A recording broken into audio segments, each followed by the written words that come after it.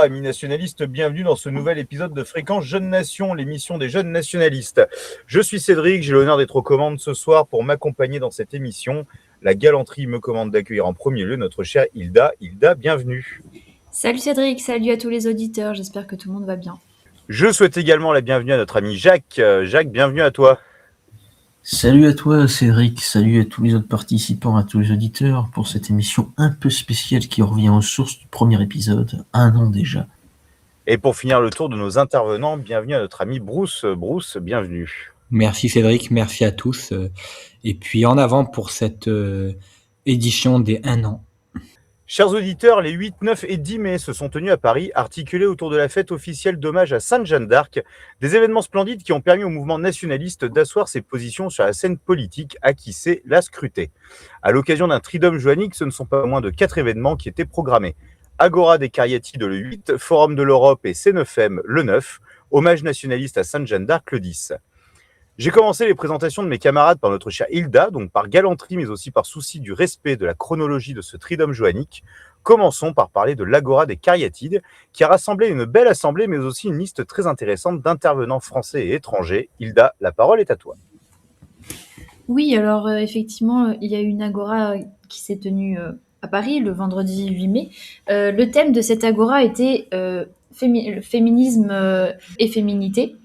L'objectif, en réalité, de cet événement était de venir apporter une critique et surtout aussi une réponse au féminisme que nous connaissons aujourd'hui, qui, je dirais, a conquis l'intégralité des sphères de la société et qui contamine même, finalement, disons, une certaine frange du camp national aujourd'hui, ou disons plus largement de l'extrême droite en France, puisque aujourd'hui, en France, toutes les femmes se disent féministes un petit peu par principe, peut-être même simplement par posture.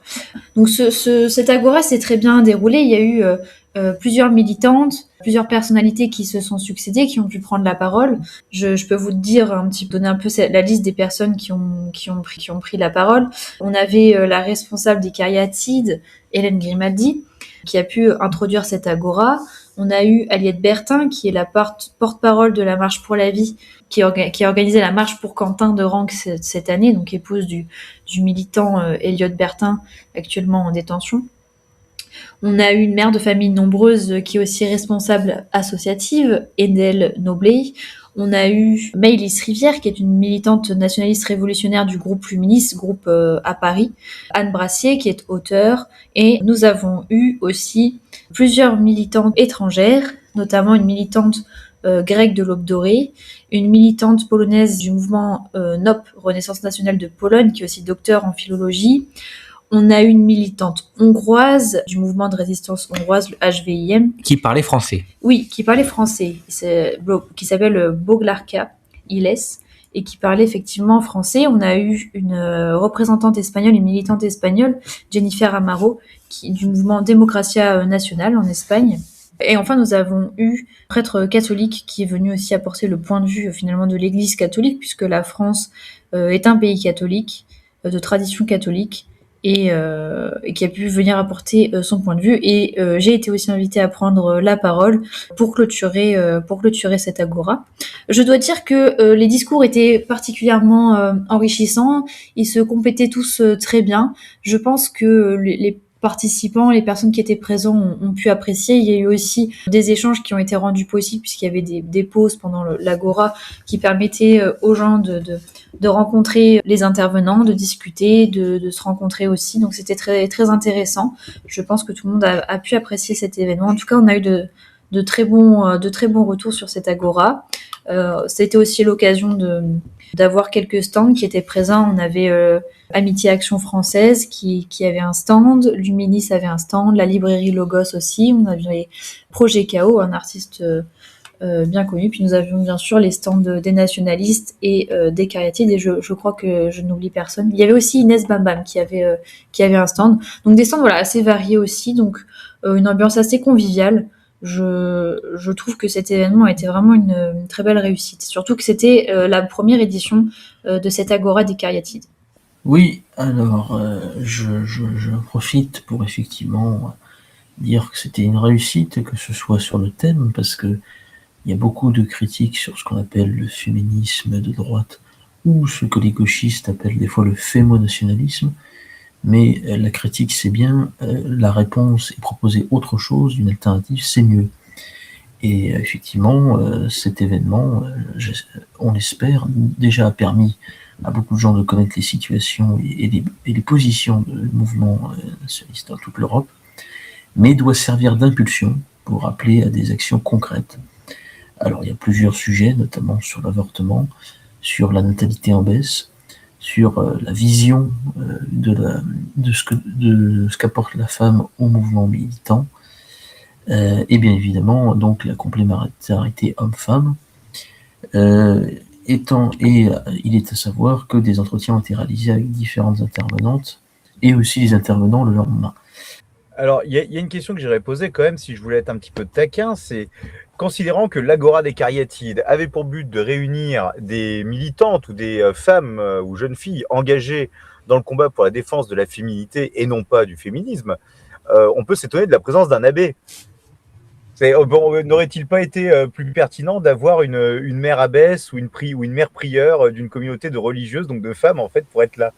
Hilda, alors ça vient Jeanne Hilda, qu'est-ce que t'en penses? Silence, Jacques.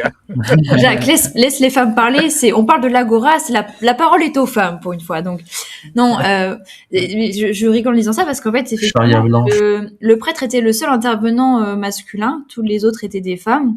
Ce qui était déjà, selon nous, une façon aussi de donner la parole aux femmes, alors qu'on aurait très bien pu envisager d'inviter des hommes pour prendre la parole, parce qu'il y a certainement des hommes très pertinents aussi sur la question du féminisme et de la féminité. Mais c'est vrai que on trouve intéressant de donner la parole à des femmes. Par contre, c'est vrai que ça aurait pu être intéressant d'avoir une religieuse qui aurait pu venir. Ça aurait été même très intéressant pour peut-être justement montrer que dans le point de vue catholique et nationaliste, on parle bien sûr souvent de la maternité de la femme, mais même ça a été rappelé, cela dit, par d'autres intervenantes, même si c'était pas des religieuses, mais justement plutôt des mères de famille qui ont rappelé aussi cette réalité-là, c'est que la maternité, elle est biologique, mais elle peut aussi s'incarner d'autres façons, et notamment, je dirais la maternité spirituelle, la maternité religieuse, qui est la vocation de certaines femmes, donc justement toutes celles qui font vœu de religion. Et c'est intéressant puisque ça reste quand même une très belle voie pour les femmes et une façon en fait d'accomplir sa maternité d'une façon différente. D'autant que la maternité finalement biologique, si en tout cas c'est notre vocation, en tant que femme, ça ne représente qu'une partie de notre vie, parce qu'en fait la femme, il y a toute une partie de sa vie avant qu'elle soit mère. Et il y a toute une partie après qu'elle soit mère. Alors elle reste mère, elle devient même grand-mère, mais elle n'est plus dans le même rôle que quand elle est vraiment dans la maternité biologique avec les enfants en bas âge, etc. Il y a quand même toute une phase avant et après. Et pourtant, même dans ces phases-là, la femme est appelée à un rôle de maternité, mais donc pas uniquement biologique, mais aussi spirituel, et ça peut être effectivement aussi une vocation vers la vie religieuse, qui est une forme en fait de maternité spirituelle, où on devient un peu mère des âmes quelque part. C'est l'idée en fait justement dans la vie religieuse. Donc c'est vrai que ça aurait été très intéressant.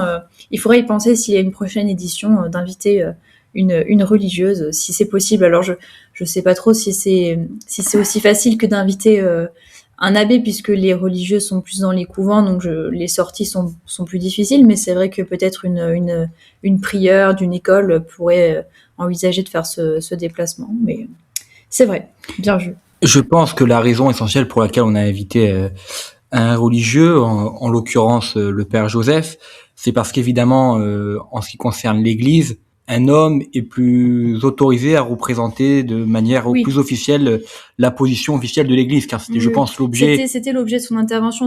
On ne lui a pas demandé d'intervenir pour justement ce qui aurait peut-être plus été pertinent pour une religieuse, de donner en fait le point de vue de la vie concrète d'une religieuse, et expliquer peut-être même le vécu et tout ça. Lui, c'était plus, on l'avait invité vraiment pour qu'il nous donne la position de l'Église catholique sur le féminisme et sur la féminité plus globalement. Donc c'était vraiment une posture assez doctrinale, et comme tu le dis, Bruce, il était là aussi pour représenter en quelque sorte l'Église, donc ça semblait assez cohérent effectivement d'inviter plutôt un prêtre. Ouais. Alors je lui disais quand même qu'il était peut-être plus compliqué d'inviter une religieuse. En l'occurrence, c'était pas facile d'inviter le père Joseph car il est capucin. Aujourd'hui, il est simple capucin, mais il a été, lorsqu'il était abbé, supérieur du district de France de la fraternité Saint-Pédis, donc il est quand même une certaine autorité pour donner la position traditionnelle de l'Église catholique. Donc c'était une intervention intéressante qui normalement pourra être retrouvée sur YouTube dans un temps proche, comme l'ensemble ou la quasi-totalité des interventions des différentes intervenantes. Oui, n'hésitez pas à vous abonner sur Telegram au Cariatide ou alors sur Instagram si vous n'avez pas Telegram par exemple.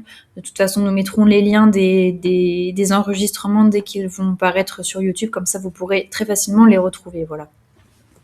Oh, de toute façon, chers amis, chers auditeurs, vous avez bien compris que ma question était taquine, évidemment. Mais je ne doute pas qu'à la prochaine édition de l'Agora des Cariatides, nous aurons droit peut-être à une prieure ou une religieuse directrice d'établissement catholique. Pourquoi pas? Ça paraît être intéressant pour apporter un autre point de vue, justement. Tu parlais de maternité spirituelle. Et c'est vrai que les religieuses, pour en savoir quelque chose, les religieuses engagées justement dans l'instruction, dans l'éducation de nos enfants, ont vraiment un rôle de mère. Elles prennent soin, elles disent nos enfants. Et c'est pas du tout qu'elles se substituent en fait au rôle des parents biologiques, mais plutôt qu'elles apportent effectivement un rôle complémentaire dans l'éducation et dans l'instruction des enfants. Donc effectivement, ça pourrait être quelque chose d'intéressant à creuser, voilà, quand vous organiserez votre prochaine Agora des Cariatides. Je vous le souhaite. Eh bien oui, très bonne idée Cédric, je la note et j'en ferai part aux autres. J'en profite aussi pour dire que nous avons pu, à l'occasion de cette Agora, faire paraître un livret sur le féminisme qui s'intitule La réponse nationaliste, le féminisme, la réponse nationaliste, et qui est en fait un très court livret, mais qui reprend, je dirais, quelques éléments essentiels justement sur la grande thématique qui était celle de l'Agora, à savoir le féminisme et la féminité, le point de vue nationaliste, la solution qu'apporte le nationalisme à ce problème qu'est le féminisme aujourd'hui. Donc si ça vous intéresse aussi, vous pouvez le retrouver sur la boutique Jeune Nation. Il a eu d'ailleurs un assez bon succès, ce livret. Vous savez, c'est des petits livrets de formation, c'est facile à lire, c'est rapide et ça reprend les éléments essentiels. Donc je pense que c'était une bonne chose. Parce que, et c'était aussi l'objet de l'Agora, mon objectif c'était de faire un premier pas justement dans la construction d'une alternative au féminisme, et notamment au féminisme de droite et au groupe Némésis, qui aujourd'hui est le groupe militant féminin qui draine quand même, il faut le dire, le plus de militantes.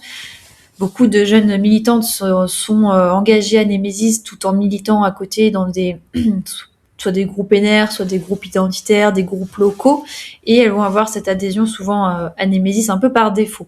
Voilà, parce qu'ils ne connaissent pas forcément autre chose, parce qu'il n'y a pas forcément de toute façon d'autres groupes féminins à l'extrême droite, parce qu'en fait, à part les Cariatides et Némésis, à ma connaissance, il n'y a pas grand-chose en termes de politique, en tout cas de groupes uniquement féminins, sinon c'est des groupes mixtes. Donc en fait, par défaut, les militantes vont un peu se tourner vers Némésis, alors même que ça ne correspond pas forcément à leurs idées, puisque beaucoup sont en réalité nationalistes ou proches du nationalisme. Et donc l'idée de cette Agora était de venir apporter une réponse et de faire un premier pas justement dans la construction d'une alternative et renforcer aussi la structure des Cariatides qui existe quand même maintenant depuis un certain nombre d'années, puisqu'elle a été créée en 2012 ou 2013.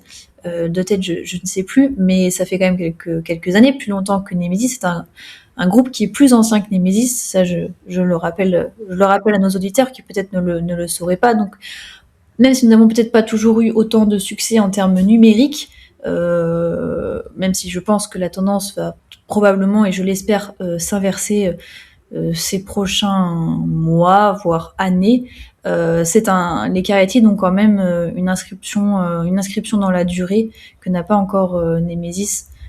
Voilà. Donc c'est vrai que c'était l'objectif aussi de cette Agora, et ce livret participe justement de cette volonté de créer une alternative militante au féminisme de droite.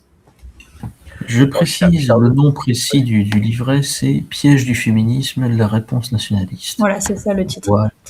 L'autre groupe que Hilda voulait citer, c'est les Antigones, qui sont un groupe féminin proche d'Académie Christiana, il me semble, Oui, qui en militent. fait, elles sont un petit peu en sommeil. Elles étaient assez proches de nos positions, même si je dirais qu'elles étaient peut-être un peu plus dans le côté identitaire, peut-être que politique.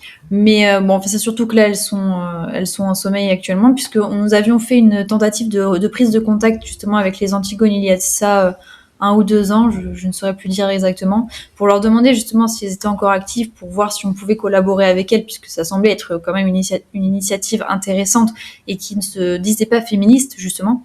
Mais le groupe est actuellement en sommeil, donc peut-être que ça se relancera un jour et ce sera l'occasion de travailler avec ces militantes-là, mais pour l'heure, en tout cas, à notre connaissance, donc elles sont en sommeil, donc voilà. Mais c'est vrai que c'était le seul autre groupe féminin qui existait en France ces dernières années.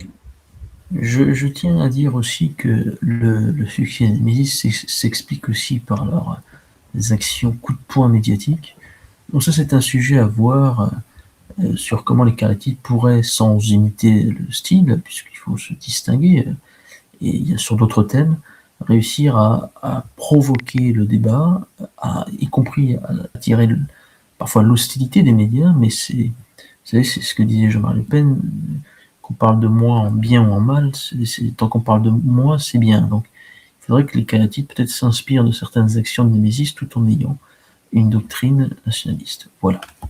Alors là où je t'arrête et avec lequel je suis pas d'accord avec toi, Jacques, c'est que Nemesis aussi, elles ont autant d'aura médiatique et autant de succès auprès du grand public. C'est pas à cause de leurs actions coup de poing, même si certaines sont assez sympathiques, mais c'est parce qu'elles sont soutenues par on sait très bien qui. Hein, c'est pas une surprise parce qu'en fait, en réalité, moi j'ai beaucoup de peine. Hilda parlait des militantes qui vont justement chez Nemesis par défaut pour certaines, et j'ai quand même beaucoup de peine pour ces jeunes filles ou ces jeunes femmes qui vont s'engager chez Nemesis pleines de bonne volonté et qui vont là-bas par défaut justement. Donc c'est vrai que, mais bon, on va pas faire toute une émission sur Nemesis. Hein, on aura bien d'autres occasions de dire tout le bien qu'on pense de ces jeunes filles. Bon, en attendant, chers auditeurs, vous savez que, comme vous l'a dit notre amie Hilda, la brochure des Cariatides, vous pouvez la retrouver sur la boutique Jeune Nation. On vous mettra le lien en description ou en commentaire épinglé. Vous aurez également le site des Cariatides, car, chères auditrices, quel que soit votre âge, vous pouvez adhérer aux Cariatides. Vous n'avez pas besoin d'avoir 18 ans ou d'attendre d'avoir 85 ans pour pouvoir adhérer aux Cariatides. Et si vous le voulez bien, chers amis, nous allons passer à la deuxième partie de cette émission consacrée au forum. Donc après cette belle journée qui a tordu le cou au féminisme et mis en avant la scène féminité, place au Forum de l'Europe qui a réuni des Espagnols, des Allemands, des Roumains, des Polonais, des Grecs, des Italiens, des Hongrois, des Russes, des Belges, des Serbes et bien entendu des Français. Bruce, toi qui as œuvré aux relations avec ces différents mouvements européens, que peux-tu nous dire de ce forum et quel est ton sentiment maintenant qu'il est passé ? Je dirais déjà que c'était une belle réussite. Je n'ai pas participé à toutes les éditions du Forum de l'Europe, puisque je crois qu'on en est à peu près à la 15e année, peut-être la 10e édition, je ne sais pas quelle édition c'était. Je n'ai pas participé à toutes les éditions. Yvan Benedetti dit qu'on en est quasiment à la 20e, hein, donc ça fait quand même pas mal. Hein. Ah oui, effectivement. Mais je pense quand même que c'était peut-être notre édition la plus réussie, notamment vu le nombre de participants étrangers, effectivement, 10 nationalités étrangères, je crois, avec des mouvements très intéressants qui sont venus. Un peu moins d'une 50aine d'étrangers, donc ça fait quand même beaucoup d'étrangers qui ont participé. Des mouvements très intéressants, une journée très intense. Une journée qui aurait dû être plus courte normalement, puisqu'elle aurait dû s'arrêter à 14 heures pour permettre aux participants de se rendre au CNFM, à la manifestation du CNFM, mais la manifestation ayant été interdite, le forum a pu se prolonger aussi dans l'après-midi, ce qui a permis de rallonger les temps de parole, notamment vu le nombre de participants étrangers qui devaient prendre la parole au cours de ce forum. Édition assez professionnelle aussi, j'ai trouvé, où la technologie a été bien mise à profit, puisque on a gagné beaucoup de temps, notamment, c'est assez technique ce que je raconte, mais ça peut intéresser nos auditeurs, on a gagné beaucoup de temps grâce aux traductions automatiques, notamment via un système de la dite intelligence artificielle. Les discours étant traduits en temps réel dans la langue, c'était fait en anglais et en français, mais aussi dans la langue des différents intervenants, des différents pays invités, ils pouvaient même choisir leur langue et les discours étaient traduits en temps réel sur un écran et la possibilité pour les participants d'accéder sur leur propre téléphone ou autre à la traduction dans leur langue. Donc c'était assez... Je me permets de t'interrompre un bref instant sur ce sujet. Même moi qui n'étais pas présent au début du forum, je pouvais suivre les interventions depuis mon téléphone alors que j'étais à plusieurs centaines de kilomètres grâce à un lien d'invitation. Et c'était quand même génial parce que je me suis amusé, effectivement. C'est qu'on pouvait passer d'une langue à l'autre avec le même lien. Bon, pour ma part, je me suis même amusé à le mettre en chinois mandarin, en danois, etc. Bon, je le parle pas, mais c'était très drôle. Mais c'était vraiment, ça a vraiment été quelque chose de novateur, finalement, pour un forum de l'Europe et qui a été très apprécié, je me le suis laissé dire, par nos invités européens. C'est quelque chose, effectivement, je dirais, d'assez fasciste dans l'esprit, c'est-à-dire mettre la technologie au service de l'homme, non pas l'homme qui est asservi par la technologie, mais l'homme qui se sert de la technologie dans une vision néanmoins traditionnelle. Hein. C'est des discours traditionnels, une camaraderie traditionnelle qui ne nous empêche pas d'utiliser la technique et la technologie. C'était quand même, voilà, ça reflète notre vision du monde, je pense. Et puis oui, une mission très réussie aussi par le nombre de participants français qui sont venus assister à cette édition, ce qui nous obligera peut-être à changer de lieu ou autre pour les années suivantes et à trouver des salles plus grandes. Mais bon, ça c'est des détails techniques de l'organisation et nous n'en sommes pas là.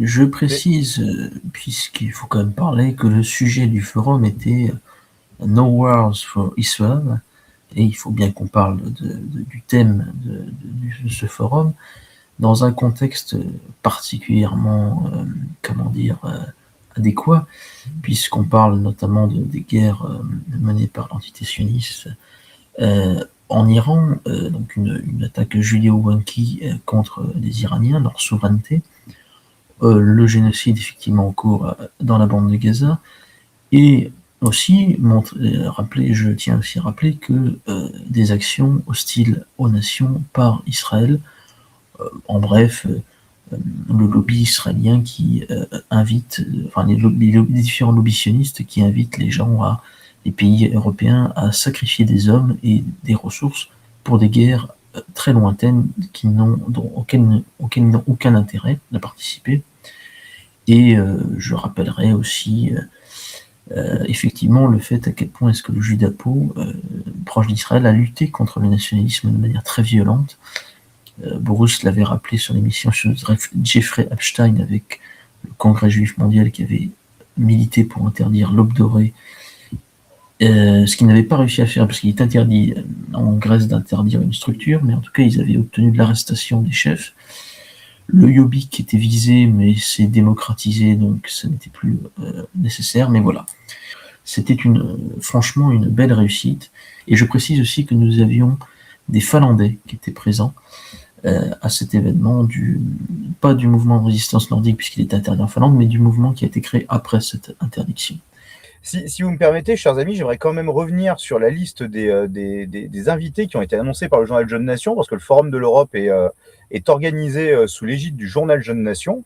On a quand même Fernando Garcia de la Phalange espagnole, on a Gonzalo Martin de la Democratia Nationale, Agis Fotopoulos de l'Aube dorée, Wojciech Trozanowski du mouvement polonais, Klaus Kremer, un vieil ami du mouvement d'Iaimat, Sorino Lariu, pareil, vieil ami du mouvement nationaliste français, de la fondation Ioan Gabriel Organu, Cristian Dumitriu de Noua Drepta, donc c'est Nouvelle Droite en roumain, Hervé Van Latten du mouvement nationaliste belge, Sekula Glation serbe, Mihai de Brotherhood of Academistes qui est un mouvement russe, Tamas Bor du HVIM hongrois, Filippo Deda de Rete dei Patrioti, et ensuite pour finir avec les mouvements français, nous avions évidemment Pierre-Marie Bonneau du Front Nationaliste, toi Bruce qui était annoncé aussi, et Yvan Benedetti en qualité de directeur de la publication du journal Jeune Nation. Je me permettrais de rajouter juste qu'il y avait un intervenant du mouvement national catholique, Quentin Douté, en tant qu'intervenant français. Exactement, effectivement. Mais c'est là qu'on voit que c'est quelque chose quand même. Ce forum est vraiment est devenu un événement presque européen d'une certaine manière. Quand on voit le nombre de participants, et encore, je me suis laissé dire que certains militants ou représentants de mouvements nationalistes européens que nous avions invités n'avaient pas pu venir, non pas qu'ils ne voulaient pas, mais parce qu'ils étaient coincés par leur propre calendrier. Donc c'est quand même très agréable de voir que nous arrivons à fédérer autour de nous d'autres mouvements nationalistes.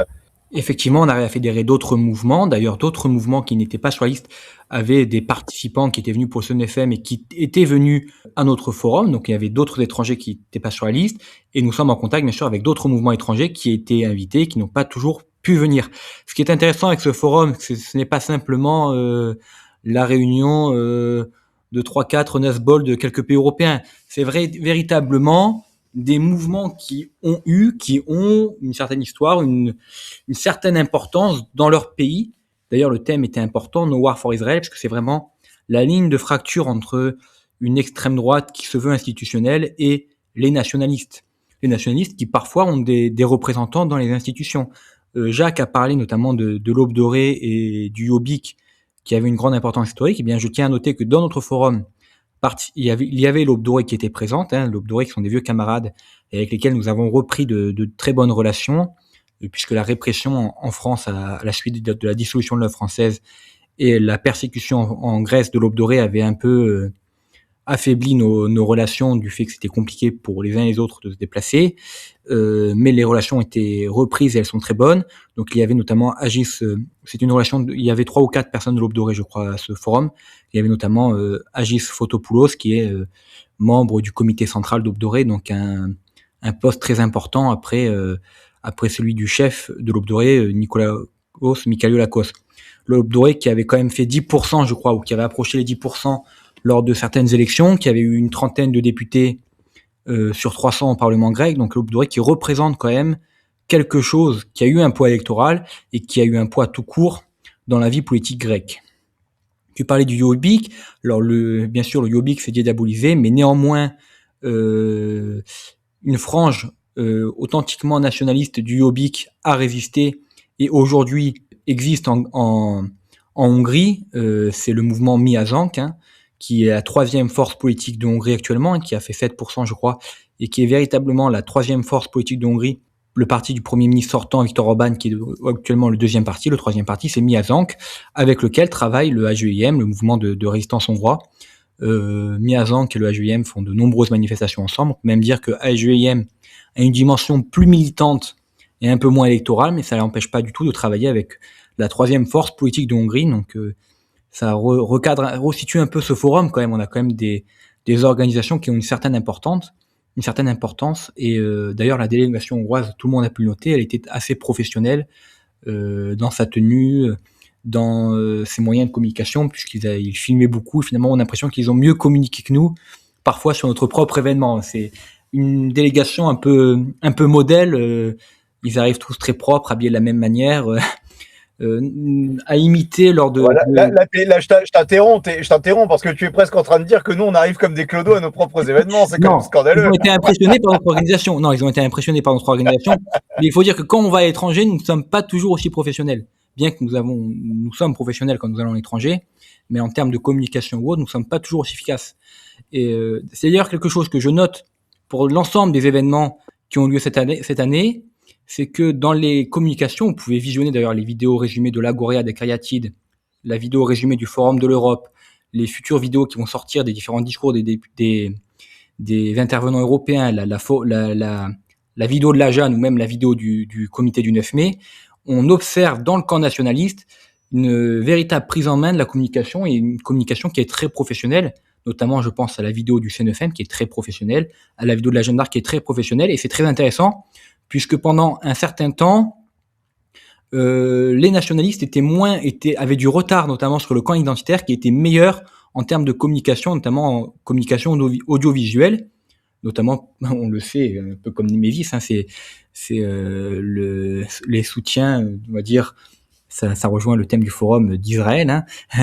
Cette disproportion des moyens, justement, entraîne une disproportion complète dans la manière de communiquer. Aujourd'hui, on a l'impression que la tendance commence à s'inverser et que les nationalistes, alors que même qu'ils n'ont pas de moyens, commencent à communiquer de manière beaucoup plus professionnelle que certaines tendances du camp identitaire en France, ce qui est très prometteur pour l'avenir.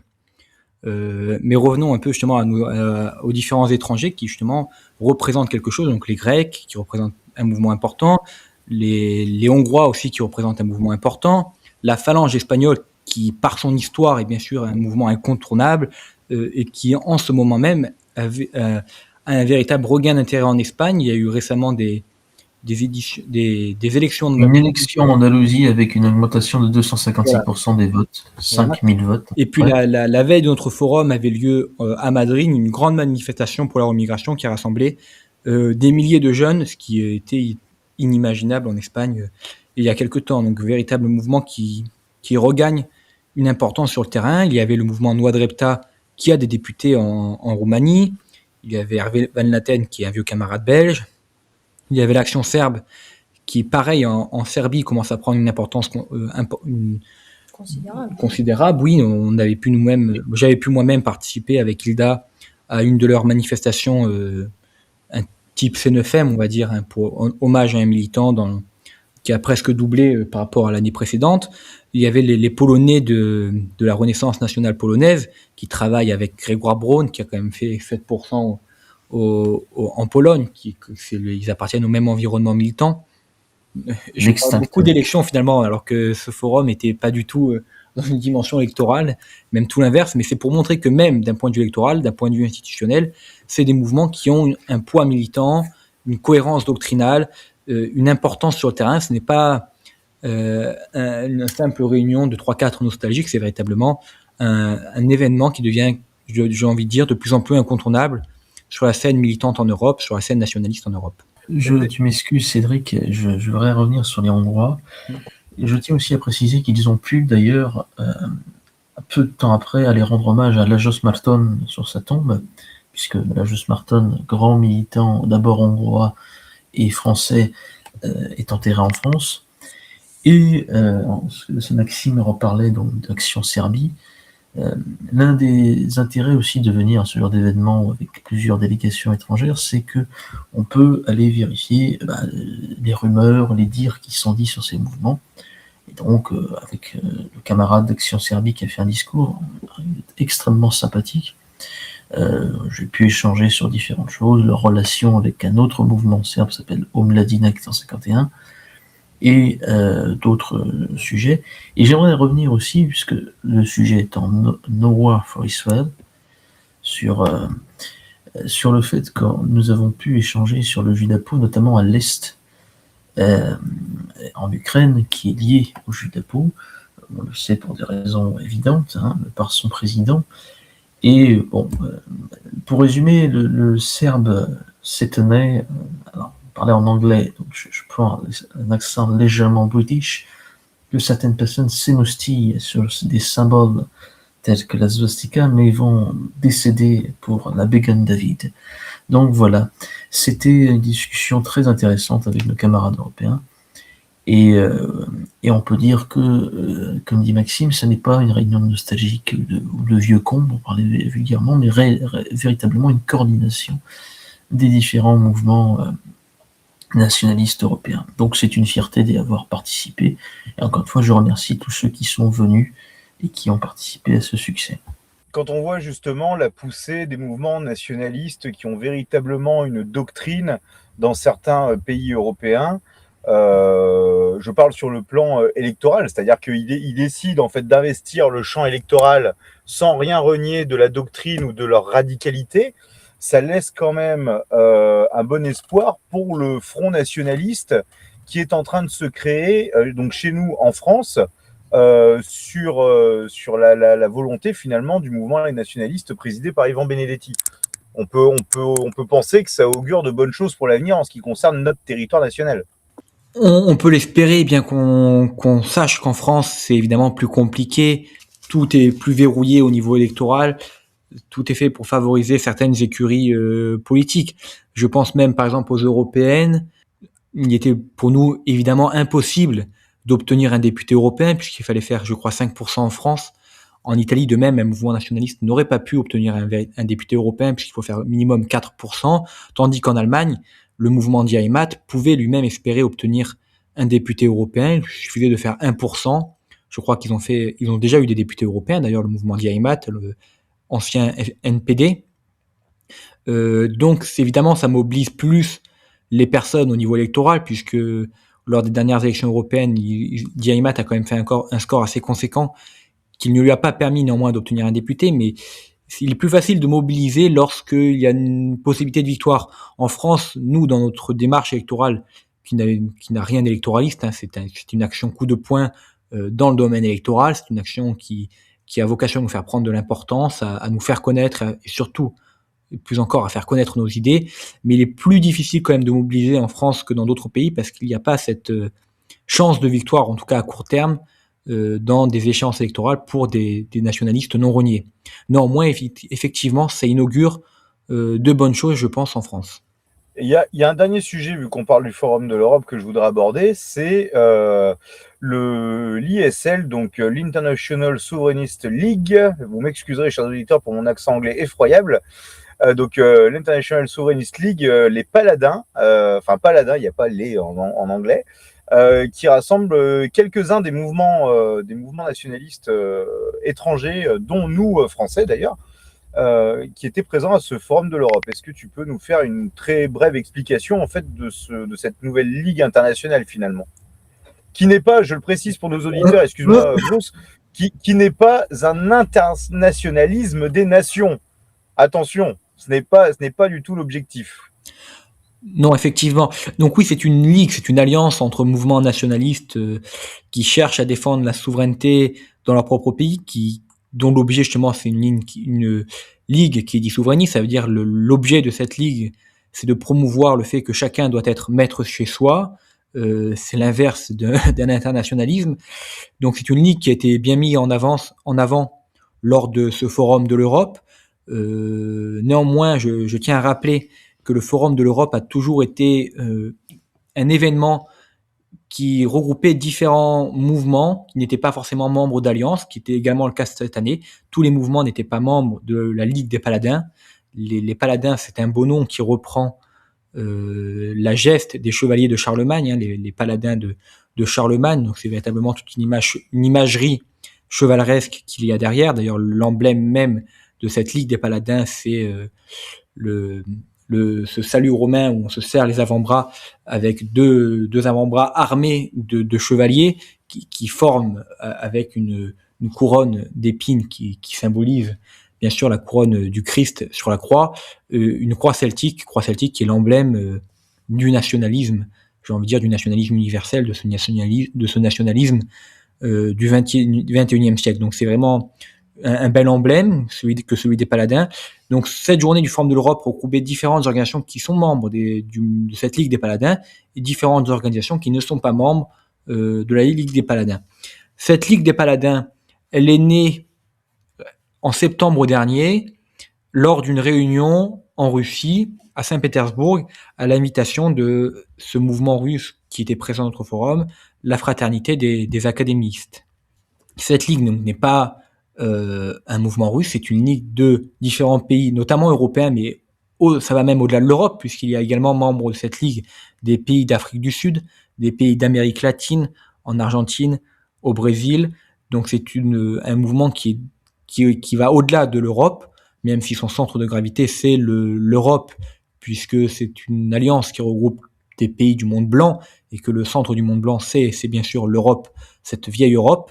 C'est une ligue de différents mouvements qui est assez large, qui regroupe notamment l'Aube dorée, la Phalange espagnole, nous-mêmes, le mouvement Les Nationalistes, et les Hongrois, les Italiens de l'Arrêté dei Patrioti, et d'autres. Donc c'est une nouvelle alliance qui promet d'être une alliance réussie par rapport à d'autres alliances qui ont eu moins de réussite, notamment par le sérieux des mouvements qui la composent, par l'histoire longue des mouvements qui la composent, et par le fait notamment que la plupart des mouvements qui la composent ont de vieilles relations historiques qui leur garantissent que le fait que cette alliance doit durer dans le temps et va s'imposer comme une alliance incontournable dans les nationalismes en Europe, puisqu'elle prend position clairement de manière claire sur la guerre de l'entité sioniste, elle prend position sur les sujets importants, et elle regroupe l'essentiel des mouvements nationalistes sérieux à travers l'Europe.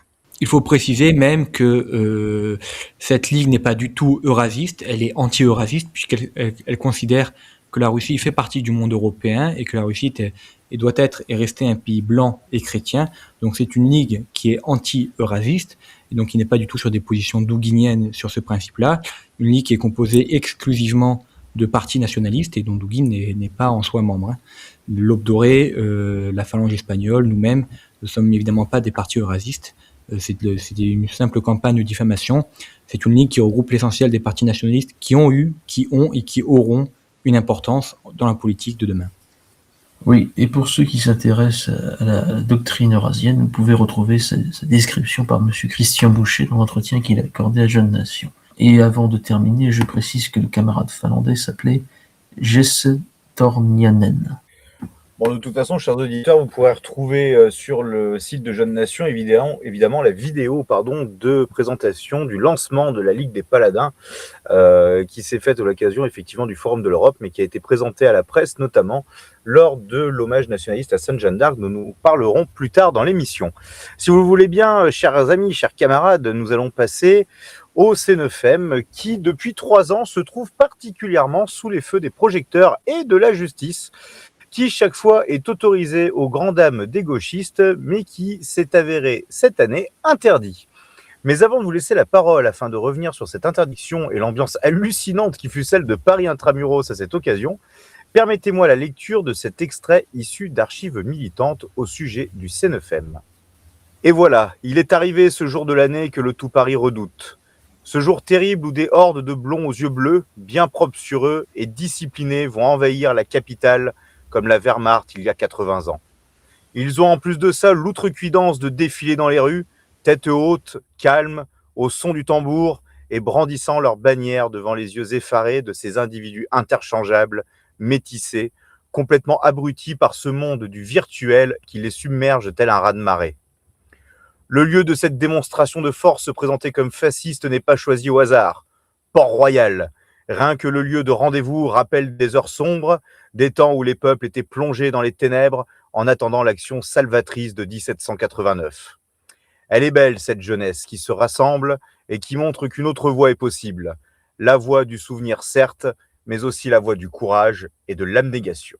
Chers amis, je vous laisse la parole et comme Jacques, tu n'as pas embrayé sur les autres sujets, je te laisse la parole, chacun son tour. Bien, je te remercie Cédric. Oui, par rapport à cette interdiction qui est une première depuis 2008, donc ça fait 18 ans que l'interdiction n'avait pas eu lieu, puisque soit le préfet ne mettait pas d'arrêté d'interdiction, soit le tribunal administratif les annulait. Je pense que le contexte après la mort de Quentin de Ranc et aussi peut-être l'utilisation des arguments sur les symboles dits néo-nazis a marché malheureusement, a contribué à cette interdiction, cette confirmation d'interdiction. Mais j'aimerais revenir sur un événement qui justement est en lien avec ce sujet très important qui est l'injustice plutôt de la République. Je me suis rendu le 6 mai dernier aux 5 ans de l'ASLA, donc l'association des soutiens aux lanceurs d'alerte, qui est une association qui, comme le clan, défend les Français face à l'injustice républicaine. Je leur ai très professionnel et très sympathique, et c'est justement le moyen de rappeler à nos auditeurs le point très important qui est de soutenir ces associations de soutien juridique. Pourquoi ? Parce que l'État en face de nous a des moyens que nous n'avons pas, mais ne peut pas non plus outrepasser ses propres règles. Il peut le faire, mais pas tout le temps. Et donc, ces associations permettent notamment, un exemple très concret, à ce que récemment, M. Mathis Royer, un jeune étudiant en médecine victime d'une cabale de diffamation par l'extrême gauche, soit lavé de tout soupçon par la commission disciplinaire de sa faculté. J'invite aussi les auditeurs à s'intéresser au cas défendu par le clan, donc les militants incarcérés pour s'être défendus, pour avoir dit des choses sur Internet, et notamment notre ami Vincent Renoir.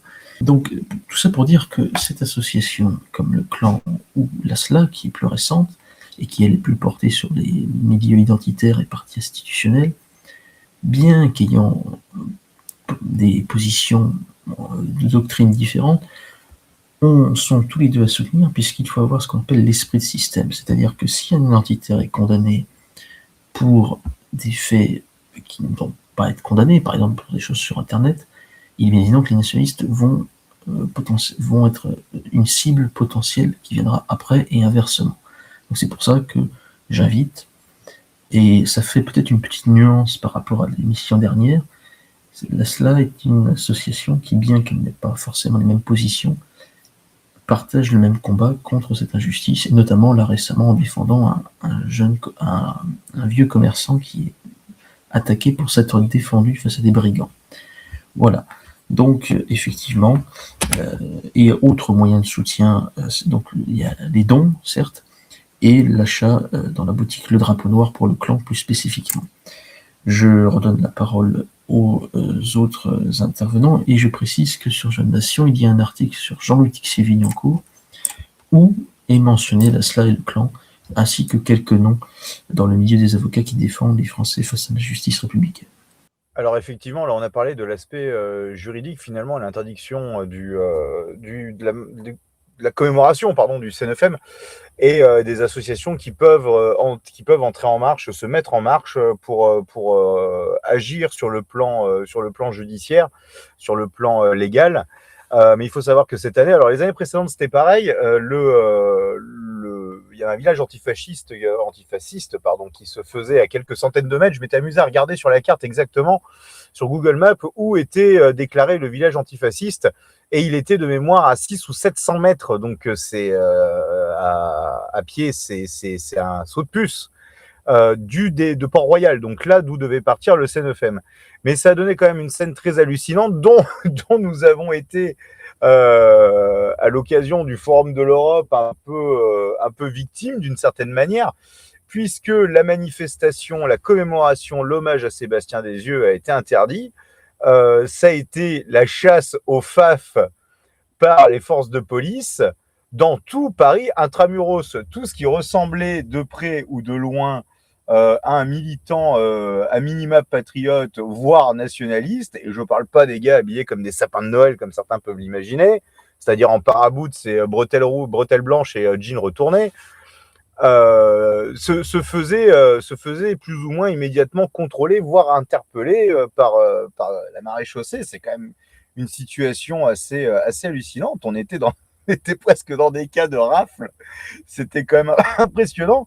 Et je me suis laissé dire que certains militants, le CNFM ayant été interdit, se sont retrouvés un peu comme des fruits, et ayant vent du Forum de l'Europe, se dirigeaient vers le Forum de l'Europe que Jeune Nation organisait, et ça, enfin c'est ce qu'on m'a rapporté. Hein, je vous avais pas encore rejoint à ce moment, enfin je m'étais absenté à ce moment-là. On m'a rapporté que des cars de CRS, des véhicules de service étaient arrivés à proximité du forum. La Bravem faisait des patrouilles. Enfin, c'était quand même quelque chose d'assez incroyable. Si vous voulez réagir là-dessus ou raconter une anecdote, je pense que nos auditeurs seraient contents. Précision, alors les policiers sont arrivés en fait parce que des personnes qui étaient non loin qui étaient même dans l'immeuble où se déroulait la réunion, ont appelé la police parce qu'ils étaient intimidés. Parce que c'est sûr que des gens qui parlent dans des micros, c'est très intimidant. N'est-ce pas, Cédric? Tu as peur quand quelqu'un parle dans le micro. Voilà. Alors, pour revenir sur ce que j'ai dit sur les associations de soutien juridique, c'est pour ça, encore plus, qu'il est nécessaire de se former aussi aux réflexes à avoir en garde à vue, notamment ce que fait le clan, et aussi de se renseigner auprès des avocats, que ce soit de l'ASLA et du clan, pour savoir ce qu'il faut faire et surtout ce qu'il ne faut pas faire pour éviter les coups, l'injustice républicaine. Et effectivement, le fait que l'hommage ait été interdit, mais il y en a eu un autre, mais bien plus tard avec le concert, auquel a dû d'ailleurs se rendre notre ami avocat Pierre-Marie Bonneau, puisqu'on n'était jamais à l'abri qu'ils veulent aussi interdire le concert, qui est traditionnellement après le défilé du comité du 9 mai. Eh bien, on peut dire donc effectivement, le calme des vieilles troupes a permis de maintenir le cap nationaliste malgré la répression, la chasse étant faite par les policiers et les antifascistes toujours alliés. L'extrême gauche du capital est toujours présent pour servir les intérêts de l'État mafieux républicain. Effectivement, ça n'a pas empêché nos camarades qui organisent le CNFM de rendre hommage à Sébastien Desieux, puisque le concert, lui, a eu lieu tel qu'il était prévu.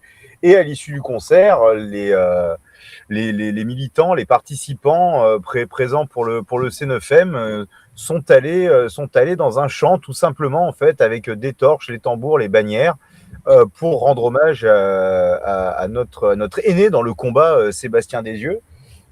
Et à Quentin de Roque, ça a été la particularité finalement de ce CNFM, parce qu'il rendait hommage à la fois à Sébastien Desieux, ce qui est la tradition finalement, parce que Sébastien Desieux est indépendamment de lui est devenu finalement le symbole de l'abnégation, du courage militant, du sacrifice dans le combat de cette génération qui n'a pas connu le combat au sens strict du terme, donc c'est-à-dire de la guerre et de combattre les armes à la main. Et donc, il y avait la particularité cette année, effectivement, de rendre hommage aussi à Quentin de Ranc. Et effectivement, tout à l'heure, Bruce, en début d'émission, parlait de la professionnalisation de la communication sur le sujet. Et c'est vrai que ce soit la vidéo qui reprend en fait cet hommage un peu particulier finalement, parce qu'il a fallu trouver un plan B, rend vraiment justice à la beauté de cet hommage. J'ai quelques amis qui étaient présents avec nos camarades du CNFM, du comité du 9 mai, dont je porte le maillot d'ailleurs, pour la petite information pour vos auditeurs, pendant l'enregistrement de cette émission, qui m'ont dit que c'était vraiment formidable. Et donc la vidéo rend vraiment hommage à l'hommage. Nous sommes, en tant que militants nationalistes, animés d'une volonté sans faille, et que quels que soient les coups qu'on nous porte, nous continuerons le combat. C'est bien, l'histoire le prouve, je veux dire, si on prend l'histoire ne serait-ce que récente, c'est-à-dire que des années 50 jusqu'à nos jours, ce qui est très récent sur l'échelle de l'histoire de France, le chef Pierre Sidos lui-même avait connu la détention, la clandestinité, plusieurs régimes politiques, il n'a jamais arrêté de combattre. Arrive les années 2010 avec la dissolution de l'Europe française, ça n'a pas empêché le chef Yvan Benedetti de continuer, et des militants qui étaient autour de lui de militer, et de poursuivre le combat. Donc c'est une preuve en fait à nos adversaires, c'est un pied de nez à nos adversaires, quels qu'ils soient, que ce soit ces gauchistes infâmes complètement imbéciles ou l'État, leur République, que nous ne céderons absolument rien, nous ne céderons pas un pouce de terrain, et que si malgré tout il nous fait reculer à un moment donné, eh ben, nous saurons renforcer nos lignes pour reprendre la marche en avant pour la conquête du pouvoir. Effectivement, malgré la répression, ce qui devait être fait a été fait. Ça a été fait d'ailleurs dans les règles de l'art, j'ai envie de dire, avec professionnalisme, avec qualité. Chaque année, nous nous améliorons, nous nous renforçons. Donc tout cela est gage d'un futur intéressant. Écoutez, chers amis, si vous le voulez bien, nous allons passer à la dernière partie finalement de cette émission. La dernière partie, c'est le dernier événement de ce Triduum Johanni, qui est finalement le point d'orgue de ces journées, l'hommage nationaliste à Sainte Jeanne d'Arc. Il est nécessaire de rappeler à nos auditeurs que si la célébration de Sainte Jeanne d'Arc est faite par leur République, c'est grâce à Maurice Barrès et une loi qu'il a fait voter au Parlement en 1920 alors qu'il était député nationaliste. Et oui, il est loin le temps où le pot de chambre antinational voyait écœurer des figures du nationalisme français lui tenir tête en son sein, tout comme ils sont bien loin les hommages de l'État à Sainte Jeanne d'Arc avec des compagnies d'honneur et la fanfare de la garde républicaine. Une ridicule gerbe de fleurs des autorités civiles et militaires qui préféreraient flemmarder au lit et qui expédient cette affaire en 2 coups de cuillère à peau. Fort heureusement, les militants nationalistes sont là année après année, avec la plus belle gerbe de fleurs de toutes celles déposées, afin d'honorer la sainte de la patrie. D'ailleurs, le choix de Maurice Barrès, à mon avis, je vous pose la question, mais c'est une réflexion que je me suis faite, n'a pas été fait par hasard du 2e dimanche de mai, car dans mon missel, le 2e dimanche de mai, c'est la solennité de Sainte Jeanne d'Arc. Donc je me demande si Maurice Barrès n'a pas fait exprès. C'est assez compliqué, Sainte Jeanne d'Arc, puisque j'ai envie de dire que tout le mois de mai est consacré à Sainte Jeanne d'Arc, puisqu'il y a déjà le 8 mai, qui est une fête locale pour Sainte Jeanne d'Arc, c'est la délivrance d'Orléans, là où d'autres fêtent la dite libération. On notera d'ailleurs que le marxisme parle de libération et que les nationalistes parlent de délivrance. Nous ne sommes pas pour la libération de notre pays, mais pour la délivrance de notre pays. Donc le 8 mai, c'est déjà la fête de Sainte Jeanne d'Arc par rapport à la délivrance d'Orléans. Et effectivement, dans cette mesure-là, le deuxième dimanche de mai est toujours le dimanche qui suit la fête du 8 mai, dans laquelle on célèbre cette figure de Sainte Jeanne d'Arc. Donc évidemment, c'est lié. Mais il y a aussi le fin mai, où est célébrée plus précisément Sainte Jeanne d'Arc, et où d'ailleurs nous aurons l'occasion en fin mai de recélébrer Sainte Jeanne d'Arc. Donc Sainte Jeanne d'Arc est célébrée plusieurs fois dans le mois de mai, puisqu'il y a le 8 mai, deuxième dimanche de mai et fin mai. Donc c'est vraiment le mois de Jeanne d'Arc, c'est vraiment le mois joannique.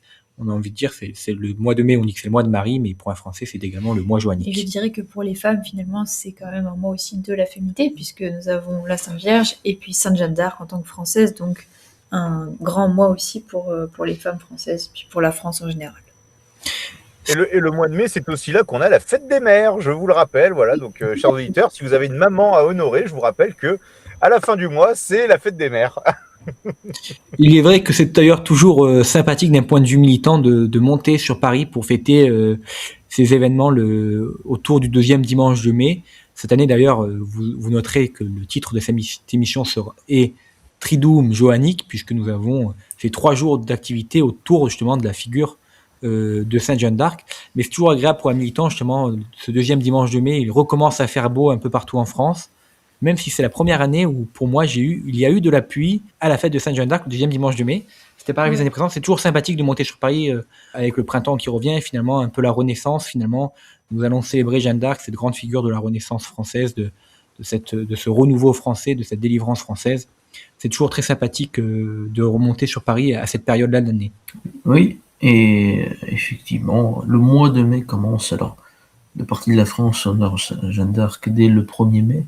Et oui, c'est un mois spécial sous l'égide de cette figure héroïque et aussi martyre, puisqu'elle a très très mal terminé malheureusement pour elle.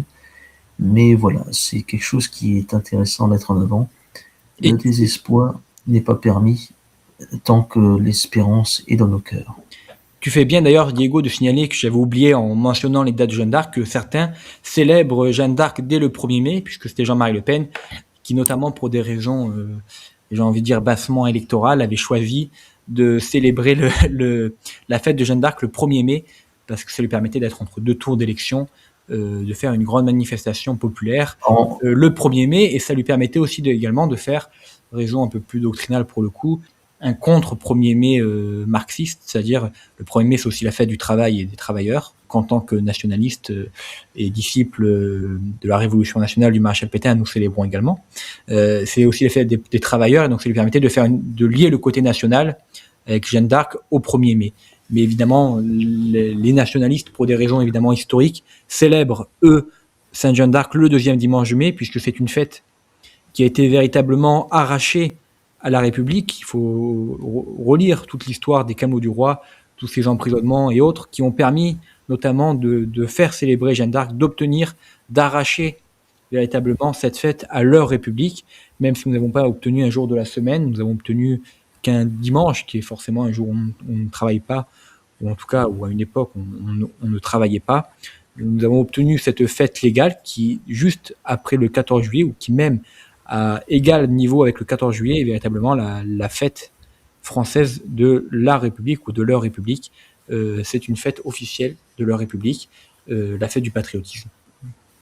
Et je rappellerai très brièvement, on va faire une petite parenthèse, que le 1er mai, effectivement, c'est la fête du travail. Du temps de la Révolution nationale, c'était la fête du travail de la concorde sociale, et que c'est aussi, pour les catholiques, la fête de Saint-Joseph artisan. Voilà, donc pour et augmenter votre culture générale, chers auditeurs, je tenais à apporter cette précision. On a eu la chance pendant l'hommage à Sainte Jeanne d'Arc que nos camarades étrangers étaient présents. Alors c'est vrai qu'on pourrait se dire que Sainte Jeanne d'Arc est une figure franco-française finalement, qu'elle ne concerne que nous, et pourtant nos camarades étrangers étaient vraiment ravis de venir honorer Sainte Jeanne d'Arc. On a eu des interventions de la part de Klaus Kremer, donc le responsable de Die Heimat, qui était là, donc le mouvement allemand. Et on a eu aussi la joie d'entendre Manuel Andrino, qui est le responsable des relations étrangères de la phalange espagnole. Ça vous évoque quoi de voir que des nationalistes étrangers, finalement, honore Sainte Jeanne d'Arc? Alors, parce que ça peut paraître surprenant, mais je tiens à faire un rappel à nos auditeurs, c'est que le chef suprême le guide suprême de la révolution, Khamenei, lui-même avait cité Sainte Jeanne d'Arc dans certains de ses discours comme étant une figure justement d'abnégation, de courage, de dévouement. Donc vous, en tant que Français qui pensez peut-être que Sainte Jeanne d'Arc c'est une sainte certes, mais aussi une grande figure franco-française. Qu'est-ce que ça vous fait de voir des nationalistes étrangers, voire même extra-européens pour le coup, avec Ramenei, citer Sainte Jeanne d'Arc et la prendre comme exemple? C'est parce que c'est un exemple justement de courage et de brave, et donc que peu importe la position dans le monde, on ne peut reconnaître qu'un courage d'une jeune femme qui s'est battue contre des troupes étrangères. Donc pour les Espagnols et pour les Allemands, c'est quelque chose qui leur parle. Je tiens d'ailleurs à préciser que Hilda avait interrogé les camarades d'Action Serbie féminine, qui avaient cité d'autres figures féminines fortes en Serbie. Et je tiens aussi à rappeler qu'un nationaliste britannique, Nick Griffin, avait honoré Jeanne, ce qui pour un Anglais est particulier, puisqu'elle s'est battue contre les Anglais. Donc une espèce de réconciliation par le nationalisme et par la célébration de Sainte Jeanne d'Arc. Et je tiens à rappeler, à redire, que c'est aussi un symbole d'une personne qui s'est battue pour son pays, qui malheureusement a été martyrisée. Donc c'est aussi la tragédie d'histoire par moment qui est représentée. C'est peut-être pour ça aussi qu'également que nos camarades européens sont si attentifs et même participants à cette fête. Voilà. Alors effectivement, la figure de Sainte Jeanne d'Arc est une figure excellemment française, c'est une figure pour les Français, on a envie de dire, qui représente véritablement ce qu'est la France. Néanmoins, c'est dans l'histoire universelle une figure, j'ai envie de dire, singulière. Dans l'histoire de France, c'est une figure singulière, mais même il n'y a pas de figure équivalente à Sainte Jeanne d'Arc dans l'histoire mondiale. C'est vraiment une figure incontournable de l'histoire universelle, c'est-à-dire de cette grande histoire qui concerne l'humanité tout entière, j'ai envie de dire. C'est véritablement, tous les nationalistes se reconnaissent dans la figure de Jeanne d'Arc, les hommes de bonne volonté qui luttent pour la délivrance de leur patrie aujourd'hui se reconnaissent dans la figure de Sainte Jeanne d'Arc, qui parfois est difficile à comprendre pour un étranger, véritablement se dire qu'est-ce qu'ont les Français finalement à vouloir honorer Sainte Jeanne d'Arc.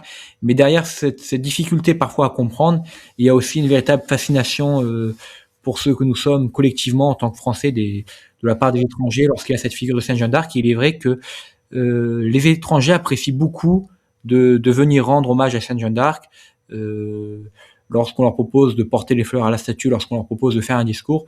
Ils sont évidemment très, très contents et cela les motive beaucoup. Mais moi, je peux constater assez régulièrement, ça fait quelques années maintenant que je vais à l'hommage nationaliste à Sainte Jeanne d'Arc, et je constate que on est place des Pyramides. Pour ceux qui ne connaissent pas, à Paris, il y a quand même énormément d'hôtels. C'est un quartier qui est très touristique, donc vous avez énormément de badauds qui se promènent autour. Et quand ils voient l'hommage, qu'ils voient les gens rassemblés, qui déposent des fleurs et tout, et qui font des discours, les gens sont un peu interpellés. Et vous avez toujours des étrangers qui essaient de comprendre, hein, qui sont curieux, qui viennent poser la question.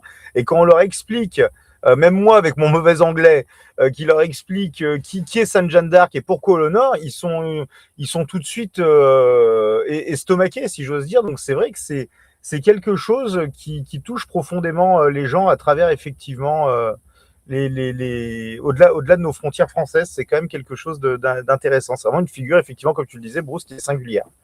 On a eu aussi, comparé à d'autres années, on parlait justement sur les différents événements, donc de l'affluence, de la professionnalisation des événements. On a pu constater aussi que cette année, à notre événement, il y avait beaucoup plus de personnes que d'habitude. Donc on a vu quand même une certaine affluence des militants extérieurs finalement à notre mouvement, indépendamment des étrangers qui étaient présents, et aussi une affluence de la presse. Cette année, j'ai trouvé qu'il y avait beaucoup plus de journalistes que d'habitude. Alors, je pense très objectivement que certains avaient fait le déplacement particulièrement pour couvrir le C9M qui a été interdit et essayer d'avoir de bonnes images de Rix entre les méchants militants d'extrême droite et les sympathiques militants d'extrême gauche. Donc, ils se sont peut-être un peu reportés sur notre événement de manière, comment dirais-je, parce qu'ils avaient rien de mieux à se mettre sous la dent, si j'ose dire. Mais c'est quand même intéressant parce que ça va donner une certaine visibilité à cet événement qui, je le rappelle quand même à nos auditeurs, est un événement officiel de leur République et qu'ils sont censés eux-mêmes accomplir comme devoir d'État finalement, comme devoir patriotique. Donc c'est quelque chose de pas mal. On notera cette année aussi qu'il y a eu quand même une particularité qu'on n'avait pas eu les années précédentes, il me semble. C'est que nous avions pour la petite anecdote, nous avions deux photographes Antifa, de la mouvance Antifa, qui sont des Allemands et qui font le tour d'Allemagne principalement, évidemment, mais aussi le tour un peu d'Europe de tous les mouvements nationalistes et qui viennent prendre en photo les différents militants, les participants en fait à ces événements, qu'ils soient français, étrangers ou non. Donc je tiens à remercier ces militants d'être venus faire des photos parce que je suis content, j'ai de très belles photos de moi à l'événement de Sainte-Jeanne d'Arc.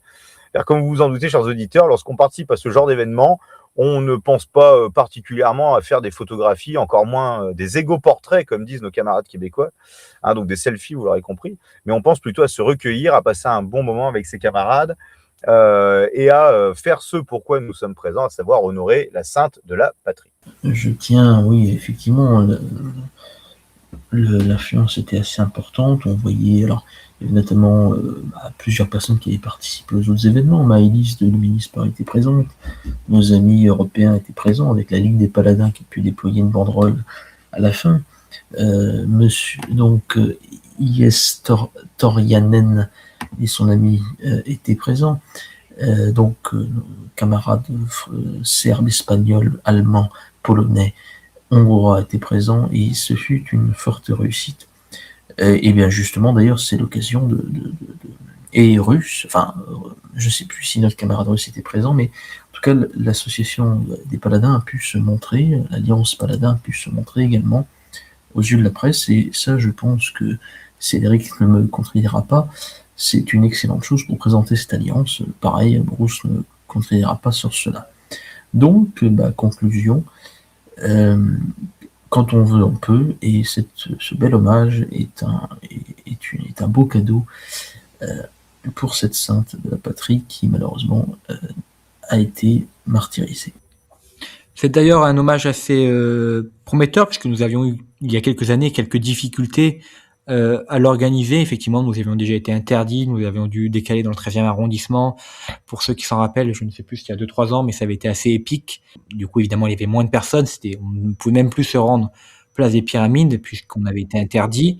Cette année, effectivement, il y avait plus de monde, nous n'avons pas été interdits, donc c'est assez prometteur pour l'avenir. Et effectivement, sur la présence, que ce soit de ces deux femmes hystériques qui essaient de perturber notre hommage au début, ou la présence de ces journalistes Antifa, j'ai envie de paraphraser un peu Goebbels et de dire que peu importe comment on parle de nous, tant qu'on parle de nous, c'est une bonne chose. Effectivement, ça a permis qu'on parle beaucoup de nous.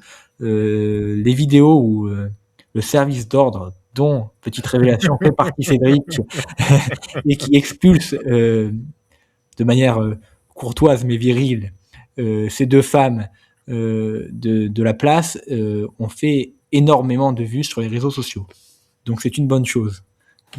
Dont des réactions avec des textes assez intéressants analysés, qui disaient oui, quand Némésis va dans des rassemblements de gauche, elle déclenche l'hostilité, elles vont pleurer, et puis là, quand deux militantes de gauche se font violenter, personne ne dit rien.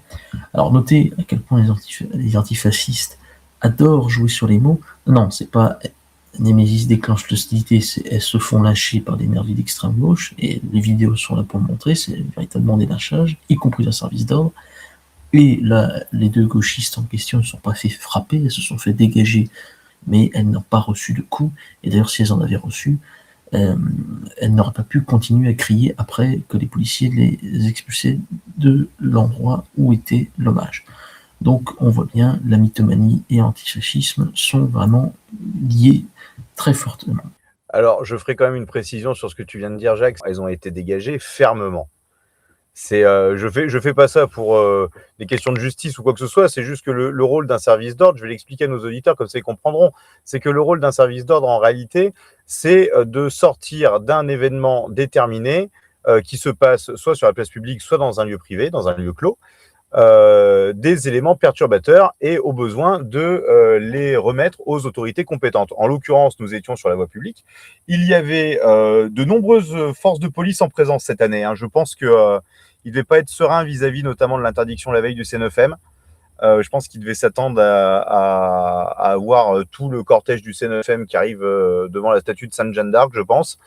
Donc voilà, donc nous en fait en tant que service d'ordre, je dis nous parce qu'évidemment je suis pas tout seul, même si je peux être très convaincant quand je m'énerve.